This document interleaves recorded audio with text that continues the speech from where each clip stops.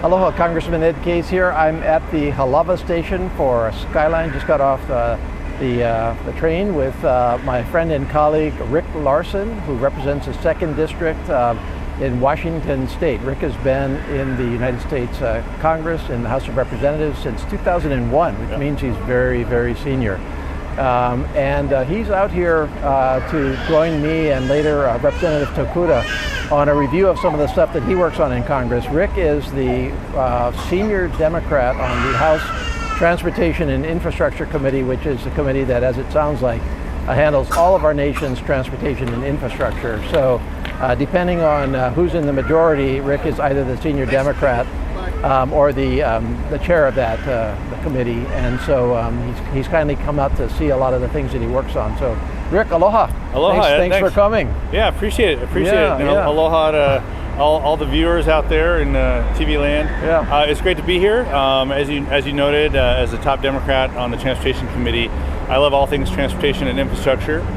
We passed the bipartisan infrastructure law a couple years ago, so there's quite a number of dollars available to refurbish, to repair, to build, and modernize the transportation infrastructure around the country and here in Hawaii as well. Yeah, two major laws actually, starting with the infrastructure bill a couple of years ago that have trillions of dollars actually going out into our country over the next couple of years. Here in Hawaii, we expect somewhere between 3 and 4 billion if we do it right. We've already got about a billion coming in for various projects across the state. Harbors, airports, streets, and so Rick is out on a tour of the country to make sure that money is getting to where it needs to be. So you've had a couple of full days here. You spent yesterday afternoon, got in and went to the Asia Pacific Center for Security Studies to kind of catch up on our efforts here in Hawaii on the Indo-Pacific in particular, and then today we've run you ragged at the Honolulu Harbors, where we talked about harbor modernization. You also visited with the U.S. Coast Guard on some of our Coast Guard facilities and projects, and then of course we just took a look at Skyline and our mass transit project. So any observations, any questions? Yeah, well, just a few things to think about on the Harbors modernization project. The Harbors Division working with the Corps of Engineers to identify some of the better options to do some channel modernization there to help make the port here, Port of Honolulu, more efficient over the longer term. Federal dollars involved with that.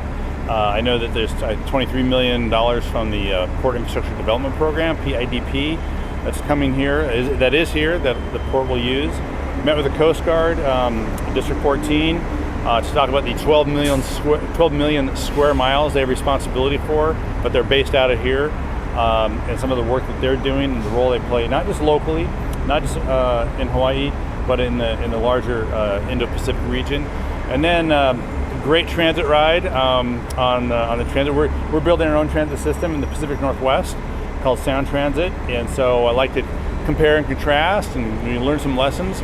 But again, federal dollars available through the BIL, the Bipartisan Infrastructure Law, to invest in transit. And then I'm not.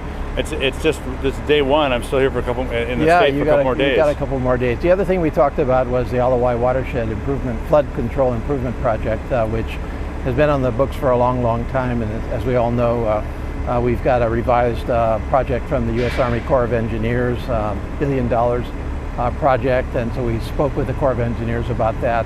We've got some lifting to do in Congress to get that done in a way that does a job of flood control and also satisfies community concerns, and that we can also pay for. So we got Rick loaded for the asks that we are going to make through the Transportation and Infrastructure Committee. And both those core projects is topical because we're doing something we call the Water Resources Development Act, or WRDA.